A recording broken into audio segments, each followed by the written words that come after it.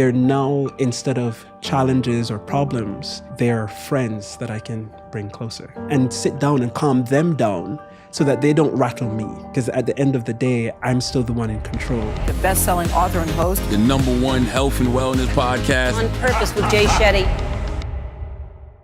Hey everyone, welcome back to this very special episode of On Purpose. Thanks to our partners at BetterHelp for this episode.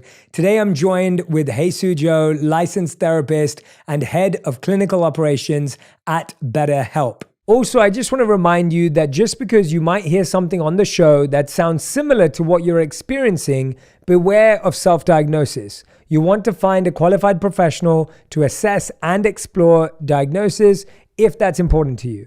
BetterHelp would like me to mention the following trigger warnings for racism, bullying, and relationships with food. Today, we're joined by a very special guest, Yulato Sam, who's going to be sharing his own experiences, his own thoughts, his own journey in the world and in life through his lens. And our goal with these episodes is to show you the insides or the inner workings of what a therapy session can look like. So what we're going to be doing is guiding Yulato through some therapy questions that is going to help him reflect, share his experiences, share his thoughts in a way that hopefully shows you that therapy is accessible, it's approachable. And I'm hoping that these give you a sense of what a real session could look like for you, so that if you've had any fears or any doubts or any challenges with finding a therapist or going to therapy, that hopefully some of those will go away. And of course, hopefully you download BetterHelp and use it in your life to make therapy really accessible and affordable and approachable for you. So Jesus, it's always good to have you back in the studio. Yulato, it's good to have you in the studio. Nice to meet you for the first time. Good to meet you as well. Thanks for having me. And for the few moments I've spent with you just now, I can tell that you're a very thoughtful, reflective individual. And so I'm grateful that you've allowed us this opportunity to be a part of this experience. Yeah, thank you so much for bringing me into this space. As always, curating a space of wellness is something that is really necessary, but also difficult to do. So already the fact that we have this easy breath and, you know, the nerves and jitters aren't necessarily bubbling to the top, I'm really excited to be able to have this conversation with you both. I'd love to hear more a bit about you, and then that can go further into what you would like to talk about today. First and foremost, I'll say I'm from the land of wood and water, the birthplace of reggae dancehall and the fastest man and woman on the planet. None other than Kingston, Jamaica. So you have to represent, you know. But outside of that, growing up, I've always been into athletics, and I come from a really unique family structure. My mom's from England, but my brother and I, born and raised in Jamaica. And on top of that, we have this eclectic sense of family. And as I was maturing, my mom sort of saw an opportunity where my mental health was concerned, moving from spaces and schools where there were so many things brought together all at one time. Growing up in Jamaica, you realize that once you get to a particular school, probably high school, which starts in grade 7, there are so many communities that come together all at one time. It's not as spaced out as the United States. So on an island, you can have someone that lives 2-3 parishes over that starts their journey to school at 5 a.m. In the city where we were. And I just happened to have a challenging time where my mental health was concerned. And that was when I met Dr. Agri Irons. It was a really unique experience because I was so young, I didn't even know what therapy was. But in this space, not only were we dealing with anxiety and depression, but we were also dealing with family structure. How can I show up as the best version of myself so that I can be the best brother that I can be, older brother at that, and then also simultaneously be the best son that I can be? Because that was my first sense of duty that I can really think of. Outside of being my own individual, I realized I had this other title. I had son, and then soon thereafter, I had big brother. And I really started to find out what those two terms meant through sitting down with Dr. Irons. Really connect with other people, and I see that identity is really tied to context of you in relationship with your family. Yeah. Family is where it starts, I believe. And then we open from that to culture. because then the wider scope or the wider lens looks at the fact that this really nuanced and I would say it was somewhat of a benefit that was offered to me and my brother wasn't something that a lot of people around me had the opportunity to experience. And I thank my mom for working so hard for that, because it's been something that has shaped the relationship that I have with both of them to this very day. And so in those spaces, I realized that relating to other people is not just something that you do to survive or to move yourself forward, but it's something that's actually necessary to humanity. We can't sort of exist isolated. And finding ways of communicating are super important, as we've learned over the last maybe 2.5 years as well. So I'm glad that those skills have sort of stuck with me. Skills of being able to communicate, relate with other people. You mentioned your mom saw an opportunity, that's the way that you mentioned, to get you into, what a lot of people will say services, into therapy. You were struggling. What would you say you remember about your own struggle? Not what your mom noticed about you, but what did you feel? And if you even remember that kind of thing. I can honestly say, in the simplest form, the things that I remember are being exceptionally present with myself, but not fully understanding what that meant. So there are these things happening internally. There are these thoughts that are running a little faster than I can keep up with. My body's responding in particular ways that I'm not able to check and really bring back. And before I knew it, I was competing heavily in track and field. It's something I did all the way up through college, ran internationally as well. And I found myself constantly in this, not just a space of doubt, but then also saying, I'm not the biggest on the field. And sometimes when you perform in like a space like Jamaica, where we have like the biggest high school track and field meet in the Western Hemisphere, high school champs, there's a lot of pressure. Because again, we're a nation where this is one of the ways that you can make your way out. Big up to Usain Bolt, Asafa Powell, Hansel Parchment. Those are some of the people that I had the fortune of whether being able to watch train or being part of a high performance track team with Fitz Coleman. Those individuals brought me into a space where I saw what was tangible, and I put a lot of pressure on myself, not just to perform, but then also to make a mark. My desire was to make a mark on the world. And that was the first way I understood it. And a combination of like just being in high school, going through puberty, and then also performing at a high level in a sport put me in this intersection of, well, who's helping this athlete to process what he's feeling on and off the track? And I think that's the opportunity that my mom saw, because there was a big moment in high school where everything froze. And it was my first absence seizure that I realized that I had. And that was the impetus to say, hey, he's not having the craziest of physical responses. And that's how I ended up in my first therapy session. And in that session, I imagine you had a lot going on. You said something really poignant here about like being extremely self-aware, but not understanding what that means. And now you're reflecting on that later in life. You've gone through a lot of things, including that therapy. So what do you understand about yourself now that's different from then? When I was small, there were the doubts, the pressures, as my favorite author, Anthony C. Winkler, will say, like the little pastor that's in your head that's telling you right from wrong, the voice that isn't yours yet, the voice that is probably society's or your family's, that is there to guide you. But no one necessarily sits down and allows that process to be a very present one, where we detail like, how are you feeling actually? What are you thinking about? And how does life feel for you in your little body right now as you continue to develop? And so in reflecting now, I realize that I'm more skilled with these techniques. I'm more patient with them as well. As a kid, you sort of want to understand, you want to do, you want to get done. And yet at the same time, you don't have the understanding of how to process all of that.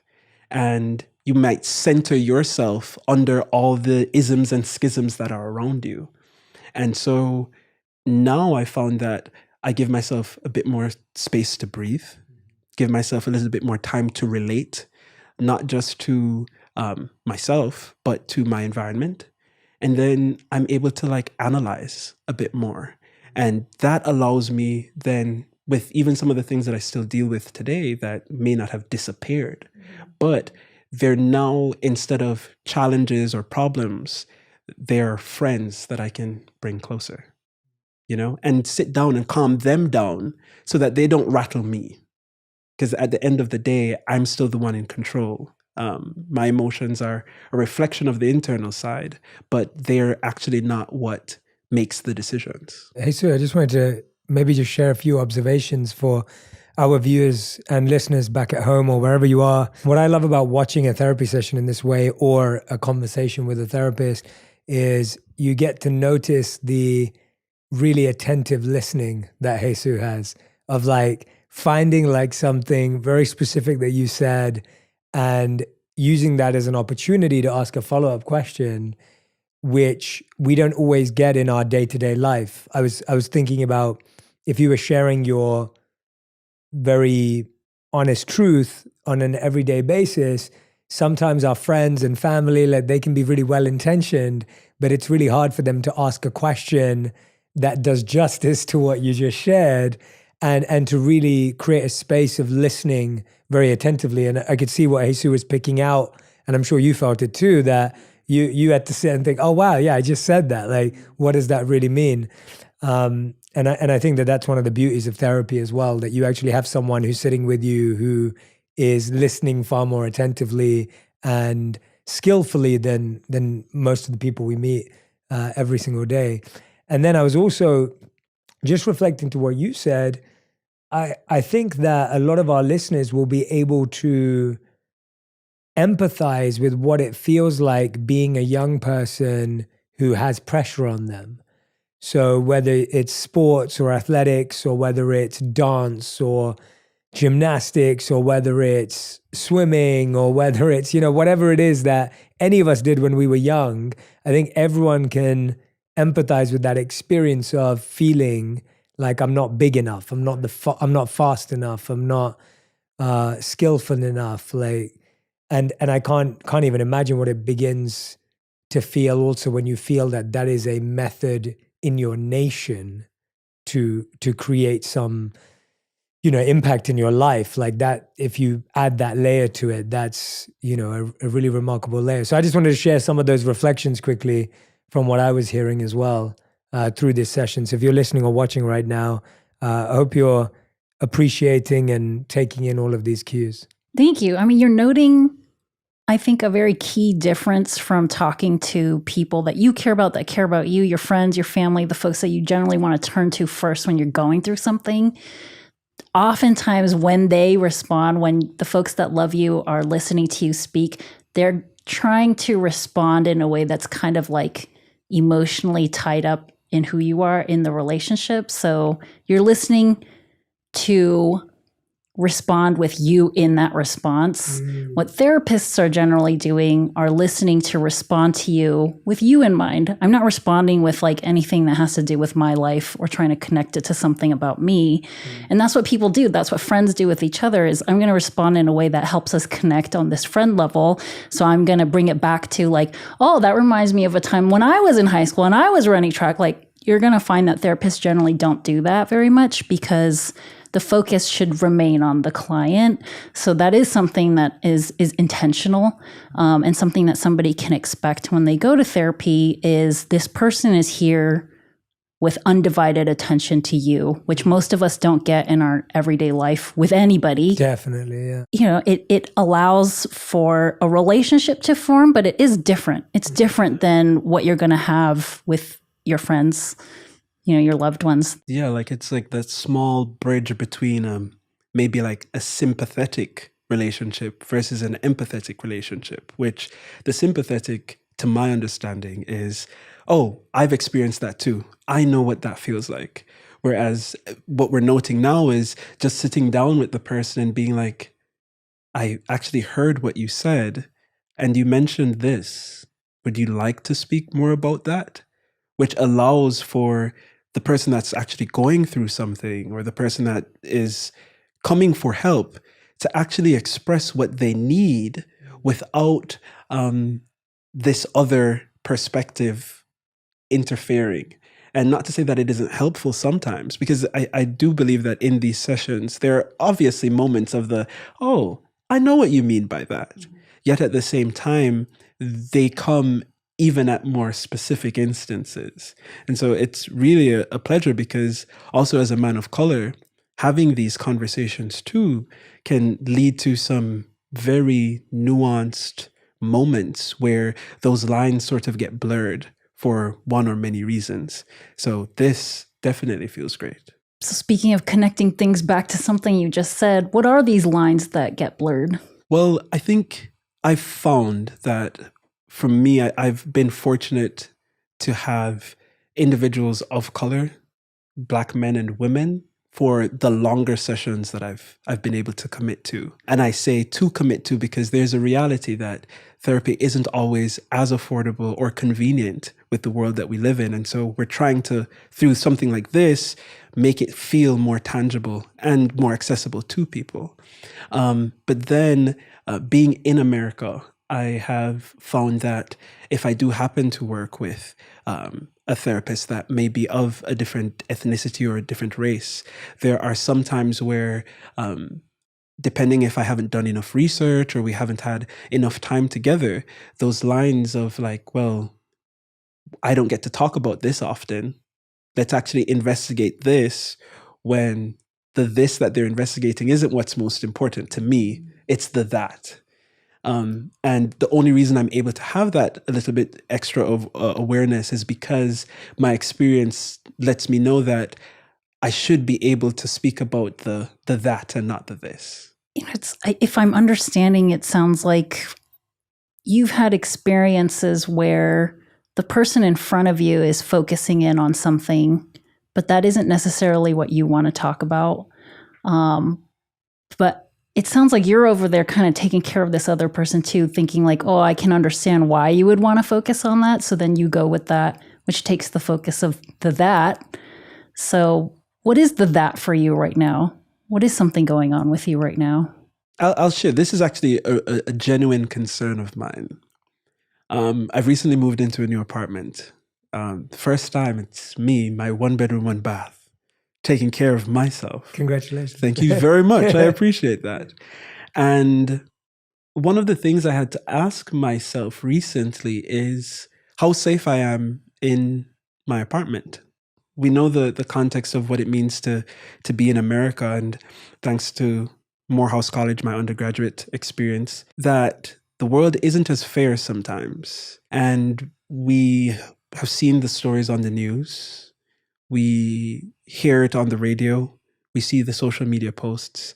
But Breonna Taylor's experience resonated with me in a very different way.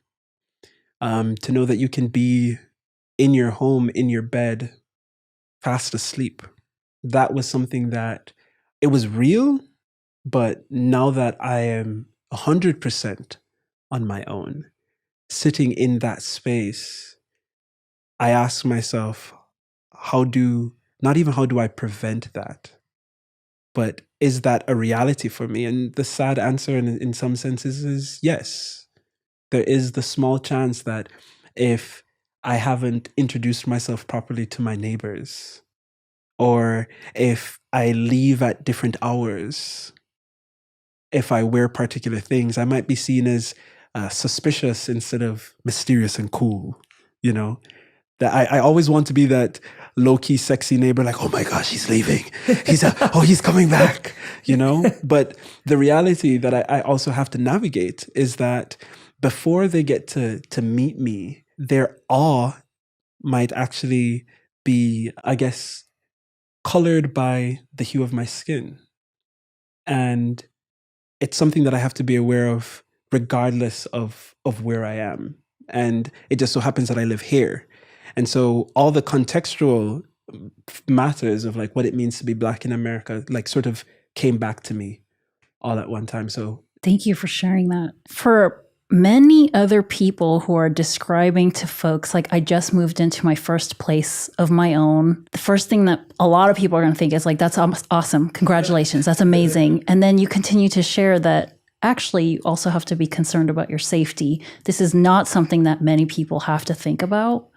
And, as you're speaking, I also have a lot of my own emotional reaction to hearing you, because our homes are supposed to be our sanctuaries. Our homes are supposed to be the safest place where we can let our hair down, where we can feel comfortable, where we don't have to be on edge about anything. What I'm hearing is that for you, that is not always the reality. yeah. And you want me to believe in this progress, right?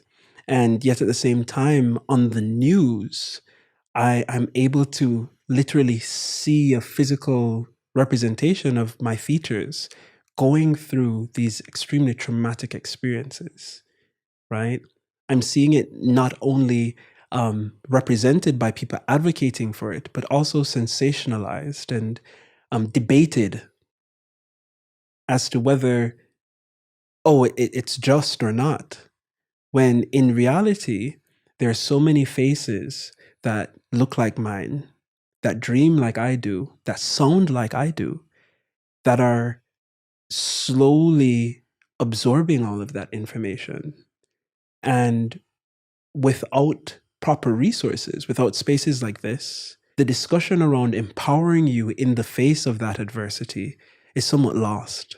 And that is probably one of the goals of being a Morehouse man. It's to be a candle in the dark, to represent that even though I know this reality is around me, this shadow might be following me. That's a lot of pressure for yourself again. A lot of pressure to be light in a very dark world. So what are the things you would say in your life that continue to motivate you to overcome that pressure, to meet that pressure? I think of my granddad that recently passed. Again, we go back to family. So needless to say, my mom, my brother, my grandmother, my family. But outside of that, in the world, we get some small glimmers of hope. And one of the ideas that I constantly have is, what's my hope? And that happens to be my art. What gives me hope is a great story, but a story that doesn't reflect a lot of the stereotypes. I don't know if you all watched my favorite movie of the year thus far, Everything Everywhere All at Once. Really fantastic movie. Outside of that, I love the World Championships. You were earlier this summer, big up Shelley and Fraser Price, Elaine Thompson, big up Hansa Part, the whole, anytime I can see people thriving, it's always big for me. I noted that there must be an immense pressure to continue to share this light that you have inside of yourself with other people, on top of also having to wonder if you're safe in your own home, if you're safe in any space, like you said. And it's hope that you come back to that allows you to move through this world, continue navigating. It gives you kind of the freedom to continue to see beauty in the world. What about times where it doesn't feel so easy to do that? Well, this is where the skills kick in, is it not? And so it's going to the skills that I have, or taking a moment, grounding myself. And when I say grounding myself, sometimes it's the difference between a shallow breath and an actual deep breath. And knowing the difference in my body of what that actually feels like. Is a lot of people don't know what it means to breathe, below their rib cage. And it's something that's uncanny to me because as an athlete, I was also never taught to breathe. I learned Seems about like an important thing to be able to do. Super important thing. I learned about aerobic and anaerobic respiration, but no one ever gave me an exercise to expand my lung capacity. Right? I'm putting my body under duress. I'm putting my body under stress. I like to use sports as an analogy sometimes for life, right? And yet still, the one process that is going to go whether or not your body is under that, right? The part that fuels you is not so much so expounded on. And so the skills really come into play when I'm not feeling my best. I typically, in those dark moments, either go to art, go to my loves or go to my family. It's all still about connection, relationships, being together, interconnectedness.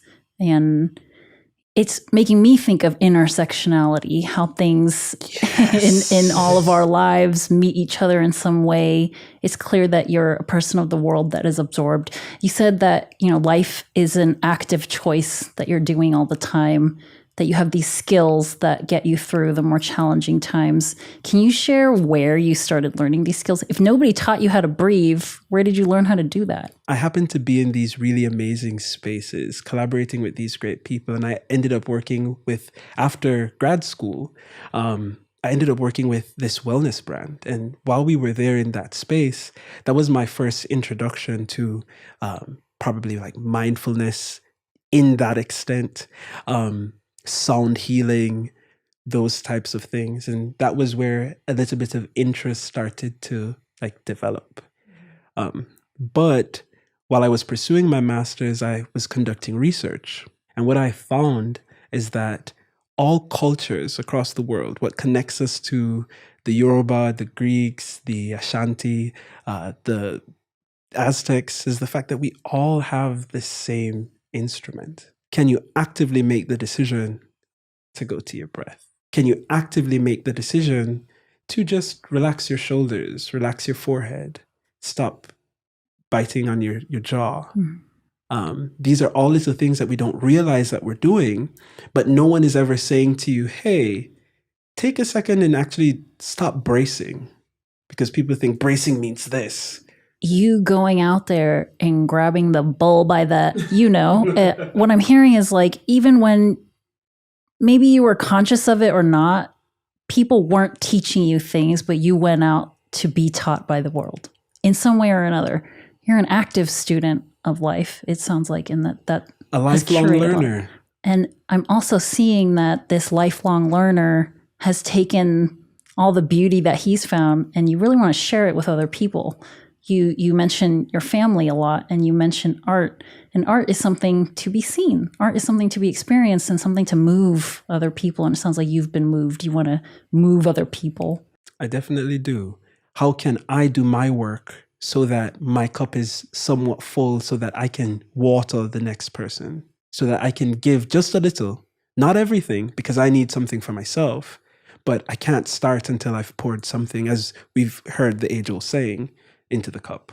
My mind keeps going back to something you said earlier, the pressure that, I don't know if it's a pressure that you felt for yourself, but a lot of people in your community felt when you were in high school, to achieve, to perform in a particular space in order to get out. I'd be remiss if I don't ask, like, do you feel that kind of thing still present in your life? Do you feel like there are pressures to get out of something? Even if I do happen to make it to the place where I'm financially free and I'm able to protect and provide for my family, there's also this question, which I'm sure both of you have asked yourself: how can I help the wider world, the wider community? It's through things like this, definitely. But the beautiful aspect of it is that I don't think it ever stops, because my reality is, until I see things change in the world around me, that means that there's still work to be done. And the question that I beg of myself is, what can I do? You've said so many things that I want to continue exploring with you, but really it's like you've done quite a lot of self-exploration, is what I'm hearing. It's interesting hearing you both continue in the conversation. I think a lot of the time people have an assumption that therapy or conversations around therapy end up being like these deep, dark secrets and these deep, dark holes where it's like, I always feel like sometimes people feel they have to invent a huge problem before a therapy session. And people feel like, oh, well, if I don't have a really big problem in my life, then I don't need therapy. And what I'm hearing today and hearing this conversation is actually we're speaking to someone who has a great set of skills, has some good ideas and good thoughts, but we're getting, and I'm hoping you're feeling this way, and you're the only person who can really tell us this, but there's a sense of like healthy reflection in and of yourself, of your own ideas.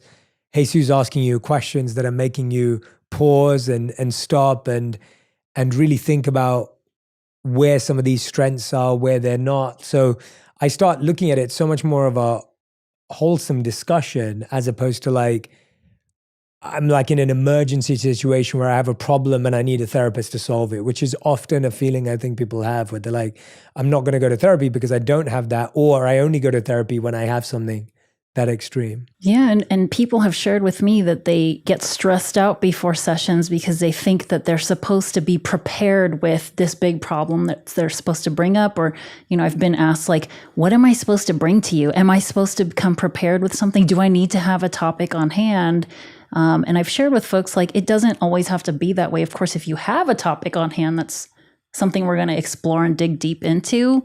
But you're right. Therapy can also just be about digging deep into you, into something that's going on now, relating something that's happened in the past to the present, and it doesn't have to be deep. Say anh thường hay nhắc về em, mong khỏa lấp những u tối, khoảnh khắc về đêm nghe lại bài ca ngày xưa cũ, ta hát về nhau nhớ những giấc mơ ta từng ước, to tát về sau và đó là khi mà anh dần lụy là không làm chủ chính mình, thấy không gian trở nên tồi tệ mọi thứ bao phủ chính mình, em đâu còn như điều anh mơ anh cũng tự nhủ chính mình, nhưng mà thôi em nào ai giỏi mà đủ tính tình, chẳng thể vươn tới được cảnh cao dù anh có nhã ý trèo, trong cơn say mọi thứ cuồng quay anh trở thành gã chí phèo, yêu chân thành là không thay lòng dù em có như thị nở, ý anh là em như cô tấm nhìn em như thị nở, đêm vắng nàng ngón tay xám vàng vì đốt cả bao thuốc lá, căn phòng chung ký xưa nồng ấm bây giờ sao bút giá, một thói xấu mà anh đã quen khi em không ở bên lâu, anh thường ngồi trong một góc tối nhậu suốt cả đêm thâu, em mang con tim anh đi đâu khiến anh mù quáng vẫn cố sáng mỗi khi đau. Em mang con tim anh đi đâu, điều gì choáng váng để xứng đáng ướt mi nhau. Em mang con tim anh đi đâu, khiến anh mù. My grandma always says, you shouldn't eat because you are hungry. You should eat so that you do not get hungry. This is coming from a woman that at some point knew what it meant to be, right? So I have learned that therapy isn't necessarily because you need the help at the moment. It's so that you can be prepared for that moment where you might not actually have access to the therapist, right? And then the second thing is that the issues that I think that I've gone through are actually like chilling. They're actually a lot heavier than I think maybe it sounds like in the moment. But I had to realize that the issue is always going to be the issue. It's your relationship to the issue that is positive or negative, right? Life is going to be what life is. It's your relationship to life that is either positive or negative. It's a real thing for me when I'm in particular neighborhoods. I remember like working and performing in Europe, and the first time I was in Poland, I remember what the response was to me when I walked into certain spaces. But my relationship to those things is that, again, not only am I a candle in the dark that is allowed to feel what I feel, but then what can I do to shift this space, to leave it better than I saw it? Like, I am the one person here that was born in the United States. I was born here. I was raised here. Having said that, I also look like someone that has this like perpetual foreigner label stuck to them. Regardless of having been born here, raised here, educated here, I still encounter on a fairly regular basis the idea from other people that I don't really belong here, that I am a visitor to this country, which is weird because I'm the most American one in this room, right? I think that experience, like ever since I was very small, because my parents who decided to have their kids in this country and still name them like foreignly, like I have a very ethnic name, and that is very much part of my experience and my journey. It shaped who I am. It made things difficult when I was a small kid. But at this point, it's not something I would want to change. But I think that and like navigating the world in this like yellow body, it leaves this like gaping hole, this thing I'm trying to fill of wanting to be included, of wanting to be accepted, of wanting to belong. And I think that's one of the pillars of humanity. It's like we're all looking for that sense of belonging. And I think my journey into my profession and the career track I've chosen and everything that I've done at this point is all related to that. And you said something about, getting to know people on an individual level, on a one-on-one experience. When I get to learn about somebody else's life and their pain and their hope and their love, it allows me to feel closer to that sense of belonging. It's like we're all actually kind of the same in many ways, regardless of all kinds of stuff. And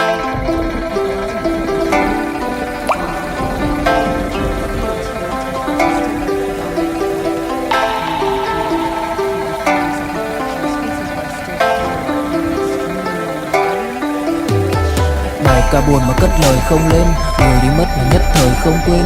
Lòng u tối dù đất trời không đêm, kể từ khi sống lấy lất đời không em. Đầu quay cuồng trong hơi men, đưa chân về nơi quen, dấu vết chẳng hề phai. Và rồi chợt nhận ra và vô tình khơi thêm ký ức bung lơi êm mà đã từng kể vai và ngồi. Chẳng cần thiết phải viết lên sử sách mà lại phải nếm trải chuyện não nề. Chẳng thể biết thời tiết đẹp như tranh, thực ra là đằng xa có một cơn bão về. Chẳng cần mơ hay chờ đến vạn kiếp để ta được cạn tiếp cho hết tiền giao bôi. Rồi chẳng thể nỡ để vỡ mười nhân duyên, nên ta chỉ khấn nguyện chọn đời này chung lối thôi. Những kẻ si mê tới điên thường mơ tưởng cái thiên đường yêu nương được tô điểm, nhưng hận tạo hóa tuyệt nhiên có ai đành bên em thành anh đài tình ta như hồ điệp vẫn mãi giữ riêng đây về giây phút khắc sâu. Chẳng nghĩ yêu em mà từng chút mắc câu sầu hun hút khuất sau vẻ nét bút chót đau hạnh phúc đâu cần chỉ cho phút bắt đầu. Nhớ đến cái lúc còn gió sương vơi đầy, nhớ hình bóng người nào đó vương nơi này. Trong vài khoảnh khắc mong có được đôi tay ấy cố lau đi bờ mi khi nào thưởng hơi cay. Xa một người và bước qua cuộc đời không phải xa đi vĩnh viễn mà chúng ta chỉ tạm chỉ lấy. anything that would make them feel othered in this one-on-one interaction, I feel accepted by them too, my clients. And I think that's what intersectionality is about. Even, for example, you sharing that allows me to feel like you can understand my plight a little bit more, because it's also one thing that I've noticed, because there are individuals that may look like us that also don't have that awareness either, right? And growing up in Jamaica, I was really fortunate to be able to grow up and see Black billionaires, to see doctors that looked like me, to have teachers, both male and female, that looked like me. And when I went to Morehouse, I was very fortunate to have that continue. But I will let you know that since leaving Morehouse, almost every instructor that I've had, every teacher that I've had in my master's program, I did not have one Black instructor directly teach me. I had to go out and find in the department, right? And one of the things that really grounded me was actually knowing that I know that it's possible. And I think that's also like a double-edged sword, because knowing what's possible and then being in a space where it's not visibly seen, it then frustrates you because it's like, why isn't it happening? But the reality is that if we can be intentional and creative and mindful in not just our art, but the way that we live, the impact that we'll have is so much longer lasting that we can literally shape the way people are going to experience the world. Well, Yolanda, I mean, hearing from you today, I mean, I feel very inspired by your commitment to the work that is so important to your heart, not just to your heart, which is so important to the world, right? Like, this is work that I think we all believe is valuable and needed and critical. It's not even, it's not a luxury. This is just a necessity for what we need as humankind. But what I find very indicative is that the work that you've been able to do with your family, through the amazing experiences that you've had thanks to your family, through the work that you have done in therapy, has given you the ability to now go out and want to share this message with the world. Like that's what, at least what I'm, and you can totally agree, disagree, but that's what I'm perceiving in someone like you, where you've been through your pain, you've been through challenges. Of course, we're always going through pain and challenges, but you're someone who's created a toolkit for yourself, whether it's the tools that you develop through therapy or, and so now you're in a position of strength and empowerment in wanting to go and be this light that we were discussing and dealing with the pressure of being that light. But that's some of the work that so many people are trying to do right now, is even feeling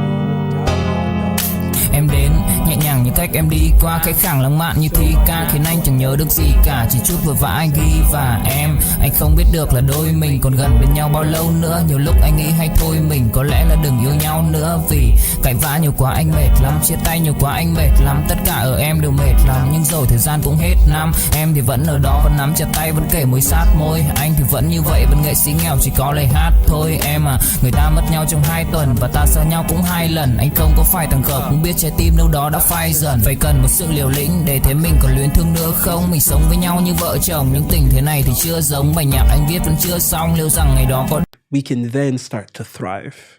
And so I have to give thanks for the blessings that I have. Thank you so much, Ilona. Thank you. Jesus, did you have any final words or remarks for us for today that you wanted to share? Wish I had something super wise. My relation to that is that's part of what I think I aim to have my clients strive for in therapy is integration of separate pieces of self, integration of, all these different components. Those are all very important things that I think about in conceptualizing a client case also. Really integrating all these things that may feel disconnected or disjointed is what allows you to continue to be authentic and move through the world as somebody that you feel really comfortable being, somebody that you want to be around. Thank you so much for sharing that. Really powerful.